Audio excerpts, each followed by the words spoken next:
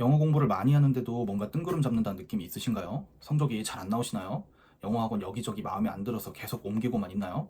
아마 이런 잘못을 하고 있어서 그럴 수 있어요. 만약 이 세 가지 유형에 해당되신다면 반드시 고치셔야 합니다. 잘못하면 평생 노베이스로 남을 수도 있어요. 안녕하세요. 쉽게 배우는 영어 파킬리스 영어의 이지쌤입니다. 제가 거의 10년간 학생을 가르치면서 공부 잘하는 학생, 못하는 학생 많이 만나봤는데요. 이게 연차가 좀 쌓이다 보니까 공부 못하는 학생의 공통점이 보이기 시작하더라고요. 확률적으로 한 4등급 이 학생분들은 대부분 하고 있지만 1, 2등급 학생은 거의 하고 있지 않던 이 세 가지 잘못된 영어 공부법을 제가 말씀드리겠습니다. 첫 번째, 영문법을 수학 공식처럼 외우고 있더라고요. 제가 영어 4등급 이 학생들에게 왜 이렇게 영어가 어려워? 라고 물어보면 대부분 둘 중 하나로 대답을 하더라고요. 첫 번째, 영문법을 잘 몰라요. 두 번째, 영단어를 잘 몰라요. 근데 신기하게도 제가 영문법 몇 가지를 질문하잖아요. 그러면 또 대부분 답을 잘해요. 투부정사가 뭔지 알아? 네, 투 플러스 동사 원형이고요. 명사적 용법, 형용사적 용법, 부사적 용법으로 쓰여요. 이렇게 대답을 잘해요. 근데 문제가 뭐냐? 막상 문장 속에서 투부정사가 녹아들어 있으면요. 어떻게 구분해야 하고 어떻게 해석해야 하는지를 잘 모른다는 거예요. 이거는 이제 기계적으로 수학 공식처럼 투부정사를 암기하다 보니까 생긴 문제인데요. 영문법은 해석을 도와주는 도구다라고 생각을 하셔야 돼요. 그래서 영문법은 반드시 문장 단위로 해석을 연습하는 구문독해와 같이 공부해야 돼요. 네, 방금 말한 것처럼 투부정사로 예를 한번 들어볼게요. 자, 투부정사는 문장에서 쓰임이 정말 다양한데요. 그 중에 일부만 한번 살펴볼게요. 여기 보면 나는 먹는 것을 좋아한다 라는 문장이 있습니다. 자, 이걸로 영작 한 번만 해보실까요? 제가 잠깐 시간 드릴 테니까 마음속으로 영작을 한번 해보세요. 자, 혹시 I like it 이라고 영작하셨나요? 만약 그러셨다면 이거는 잘못 영작하셨어요. 왜 잘못 영작했냐면요. 여기서 it은 뜻이 먹다, 식사하다 라는 뜻이에요. 자, 그러면 나는 먹다를 좋아한다. 이렇게 해석이 돼야 되는데 먹다를 좋아한다. 이상한데? 나는 먹다를 좋아한다가 아니라 먹는 것을 좋아한다 라고 해석해야 하는데 라고 생각이 드실 거예요. 그쵸? 잘못 영작한 거죠. 그러면 이런 생각이 또 드실 거예요. 그러면 먹는 것이라는 단어를 또 외워야 하나? 자, 근데 여기서 투부정사가 이제 빛을 발하게 돼요. 우리가 필요한 건 먹는 것이라는 뜻이었죠. 자, 이 동사 앞에다가요. to를 붙여주면 먹다에서 먹는 것이란 뜻으로 바뀔 수 있게 돼요. 자, 그래서 우리는 단어를 외우지 않고도 to를 하나만 붙이는 것만으로 제가 하고 싶었던 영작을 할 수 있게 되는 거죠. 바로 이렇게 말이에요. I like to eat. 자, 이제 이러면 어떤 뜻이 될까요? 바로 먹는 것이라는 뜻으로 바뀌어서 나는 먹는 것을 좋아한다 라는 뜻으로 영작을 할 수 있게 돼요. 자, 이게 바로 투부정사의 쓰임이에요. 자, 이런 투부정사의 쓰임을 다양한 문장에서도 이제 활용할 수 있어야 돼요. 조금만 더 긴 문장으로 예를 한번 들어볼게요. He decided to become a teacher. 이런 문장이 있네요. 자, 여기서도 to become이 보이실 거예요. 여기서 become은 되다 라는 뜻이에요. 이 되다 라는 뜻이 to가 붙어서 어떤 뜻으로 바뀔까요? 되는 것이라는 뜻으로 바뀌게 됩니다. 자, 그러면 우리는 이제 영작을 할 수 있게 되겠죠. 그는 결심했다. 선생님이 되는 것을. 이렇게 영작이 가능하고 해석이 가능하게 됩니다. 이제 더 나아가서 고3 문장도 해석이 가능해져요. 아래에 있는 게 고3 문제예요. 고3 모의고사에서 나왔던 문장이에요. Garcia was hoping to find the perfect clothing for the performance. 이렇게 나오는데요. 자, 여기 to find 보이시죠? to find는요. 여기서도 찾다라는 뜻이 아니고 찾는 것이라는 뜻으로 바뀌었네요. 자, 그러면 해석이 가능하겠죠? 가르시아는 희망하는 중이었다. 완벽한 옷을 찾는 것을. 그 공연을 위해서. 이렇게 투부정사만 잘 알아도 문장에서 어려운 해석들을 잘 처리해낼 수가 있습니다. 네, 어떤가요? 투부정사의 아주 일부만 맛봤는데요. 이런 식으로 투부정사가 어떻게 쓰이는 건지를 정확히 이해하고 문장 속에서 해석할 줄 알아야 이게 영문법을 제대로 배우는 거예요. 그래서 영문법을 수학 공식처럼 암기하고 있는 학생이 있다면 반드시 영문법을 구문독해와 함께 정확하게 이해하고 정확하게 해석하는 연습을 같이 해야 합니다. 자, 두 번째, 단어만 알면 해석할 수 있다고 착각해요.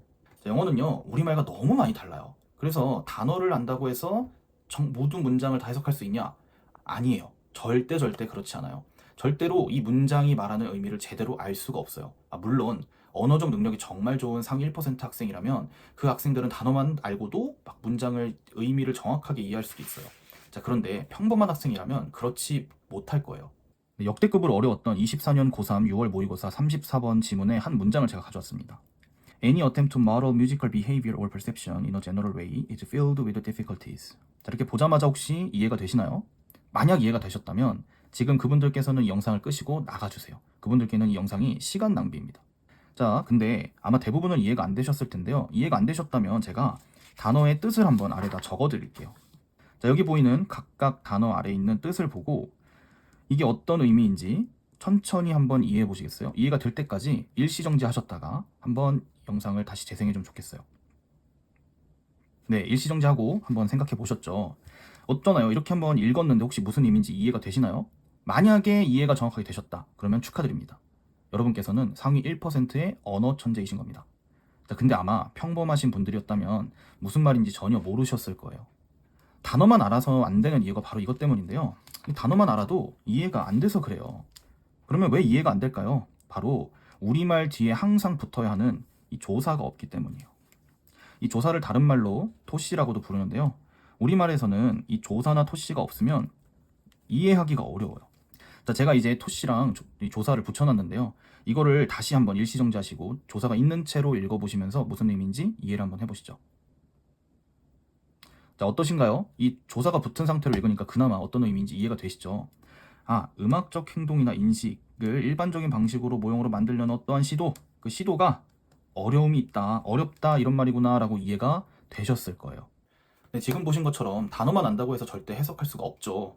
그래서 평범한 학생이다, 나는 상위 1%가 아니다, 그런 학생이라면요, 단어만 주구장창 암기하고 바로 모의고사 문제를 풀면 안 돼요. 이 문장에 단어의 의미를 알더라도 정확한 토시를 붙이는 연습을 같이 해야 돼요. 이렇게 올바른 토시를 붙이는 공부가 바로 구문독해예요. 구문독해. 많은 선생님들이 구문독해를 강조하시는데요. 그 이유가 토시를 붙일 줄 알아야 의미를 이해할 수 있기 때문이에요. 단어만 암기하고 있으면 절대 그러지 마시고요. 단어랑 반드시 구문독해를 같이 공부하면서 올바른 토시를 붙이는 연습을 하셔야 합니다. 자, 그리고 마지막 세 번째. 모든 문장을 해석할 줄 알면 모의고사 문제를 다 맞힐 수 있다라고 착각합니다. 이거는 진짜 제가 만나본 대부분 3등급 이하 학생들은요, 정말 거의 95% 이상 그 정도까지 하는 착각이라고 봐요. 그냥 문장 해석하면 다 문제 풀 수 있는 거 아닌가요? 100점 맞는 거 아닌가요? 아니요, 근데 절대 그렇지 않아요. 해석하고 의미를 이해했어도요, 이 핵심 정보가 무엇인지, 필자가 일관되게 어떤 말을 하고 있는지 그런 걸 독해하는 능력이 부족하면 절대로 영어 1등급은 못 받습니다. 자, 이거는 24년 고3 6월 모의고사 21번 문제입니다. 제 기억으로 오답률이 꽤나 높았던 문제예요. 자, 여기 있는 이제 영어를 읽어보시고 문제를 풀러보라고 제가 가져온 건 아니고요. 정말 우리말로 해석이 되면 문제를 다 풀 수 있냐를 제가 확인드리기 위해서 이 문장을, 여기 있는 영어를 그대로 EBS에서 제공하는 해설을 가져와서 옮겨 적었습니다. 자, 제가 시간을 잠깐 드릴 테니까요, 일시정지하시고 화면을 조금 확대해가면서 문제를 한번 풀어보시면 좋겠어요. 밑줄 친 부분이 의미하는 바가 어떤 걸지 한번 풀어보시죠. 네, 일시정지하고 다 풀어보셨죠? 아마 맞힌 분도 있겠지만 틀린 분들, 답이 뭔지 전혀 감도 안 오시는 분도 꽤 있었을 거예요. 답은 몇 번이냐면요, 2번입니다. 2번. 아마 제 생각에는요, 1번을 고르신 분들이 좀 많을 것 같아요. 실제로 이 문제를 실시했던 24년 6월에도 이제 1번을 선택한 학생들이 굉장히 많았어요. 좀 이해가 잘 안 되실 수도 있거든요. 번아웃은 마지막 진술을 하지 않았다. 마지막 진술을 하지 않았다면 아직 끝나지 않았다라는 말이 돼야 되지 않을까 하면서 고르셨을 텐데요. 자, 모의고사 문제는 그렇게 풀어서는 안 돼요. 특히 21번 문장은 그렇게 풀어서는 안 돼요. 이 글에서 필자가 말하는 걸 정확하게 알았어야 하는데요. 이 글에서는 번아웃이 핵심 소재로 나오죠. 필자는요, 이 번아웃을 흑백 논리로 바라봐서는 안 되고 이 번아웃을 범위로, 즉 스펙트럼으로 바라보자 라고 이야기를 하고 있어요. 글 전체적으로 그 내용을 쭉 이야기하고 있던 거예요. 한번 위에서 우리말을 보면서 이해를 한번 해볼게요. 위에 보시면요, 번아웃을 상태가 아니라 범위로 간주해야 한다 이렇게 얘기를 하죠. 번아웃을 상태, 여기서 상태는 흑백을 얘기해요. 흑백 논리. 흑백 논리가 아니라 범위로 간주해야 한다라고, 이게 필자의 논지네요. 근데 많은 사람들이 어떻다라고 생각하죠? 번아웃을 흑백 상태인 것처럼, 흑백 논리처럼 바라보더라. 근데 흑백 논리 관점으로는 이 번아웃을 설명할 수 없다라고 얘기하죠. 흑백 논리가 좋지 않다고 얘기하고 있어요. 만약에 번아웃을 상태로만 본다면, 흑백 논리로만 본다면 사람들을 분류할 수 있는 방법이 없다라고 얘기하네요. 자, 그러면 필자는 이 번아웃을 상태로 보는 걸, 흑백 논리로 보는 걸 안 좋아한다는 얘기죠. 그리고 나서 여기서부터는 내용이 좀 바뀌어요. 번아웃을 범위로 간주하면 이 문제를 해결할 수 있는데 범위는 스펙트럼이라고 얘기했죠. 번아웃을 주장하지만 그것에 의해 쇠약해지지 않는 사람은 덜 심각한 형태를 다루고 있을 뿐이다. 자, 그러면 여기서 잠깐 이해를 하고 넘어갈게요. 번아웃을 흑백으로 본다는 게 뭐고 범위로 본다는 게 뭐지? 흑백으로 본다는 건요, 번아웃이 있거나 없거나 이렇게 딱 두 가지로만 본다는 거예요. 너는 번아웃이 있구나, 너는 없구나. 근데 범위로 본다는 건 어떤 말이냐면요, 너는 번아웃이 조금 있고, 너는 아주 조금 더 있고, 너는 중간 있고, 너는 조금 없고, 너는 조금 더 있네, 이렇게 아주 다양한 스펙트럼으로 본다라는 걸 얘기해요. 자, 그래서 그걸 이해하고 아래 글을 읽어보면요, 번아웃이 되고 있지 않으면서 번아웃을 경험하고 있다. 이게 어떤 얘기일까요? 번아웃이 없는데도 번아웃이 있다. 그게 무슨 말일까요? 번아웃을 스펙트럼, 범위로 바라본 거죠. 그러면서 마지막에 번아웃은 마지막 진술을 하지 않았다라고 얘기를 하네요. 그럼 여기서 번아웃은 마지막 진술을 하지 않았다라는 게 어떤 의미가 될까요? 바로 앞에 있는 문장과 같은 의미가 되는데요. 그렇기 때문에 이 문장은 번아웃을 스펙트럼으로 이해해야 한다라는 의미로 이 글에서 이해를 했어야 돼요. 자, 그러면 번아웃을 스펙트럼으로 이해해야 한다, 범위로 이해한다는 어떤 선지일까요? 바로 탈진의 정도가, 여기서 탈진은 번아웃을 얘기하죠. 탈진의 정도가 더 클 수 있는 여지가 여전히 남아있다. 번아웃이 있는데 번아웃이 지금 온 상태인데 그거보다 번아웃이 더 큰 상태로도 올 수 있다. 왜냐, 나는 번아웃이 조금만 있기 때문에. 이렇게 글을 이해를 하셨어야 돼요. 자, 어떠신가요? 우리말로 다 읽었는데도 이해가 잘 안 되셨을 수도 있고, 내용이. 그리고 답을 어떤 걸 골라야 할지도 모르셨을 수도 있어요. 자, 이런 것처럼 해석만 한다고 해서 절대 문제를 다 풀 수 있는 게 아니다 라는 걸 알 수가 있습니다. 네, 보셨죠? 해석이 다 되었다고 해서 필자가 무슨 말을 하는지 캐치하지 못하면요, 문제를 풀지 못해요. 그래서 반드시 해석은 해석대로 연습을 하고, 글을 읽고 이 글에서 이야기하는 필자의 대의가 무엇이냐, 필자의 주장이 무엇이냐, 필자가 하고 싶은 말이 무엇이냐를 파악하는 연습을 병행해야 하는 겁니다. 제가 학생들을 10년 정도 가르쳐 오고 있어요. 근데 이 학생들이 대부분 너무 잘못된 오해를 많이 하고 있는 것 같더라고요. 그래서 그 잘못된 오해를 좀 바로잡고 학생들이 영어 공부를 좀 제대로 알았으면 좋겠다는 마음에 이렇게 영상을 찍게 되었습니다. 만약 더 궁금한 점이 있거나 도움이 필요하시다면 아래 고정 댓글에 있는 링크 클릭하셔서 문의 주시면 됩니다.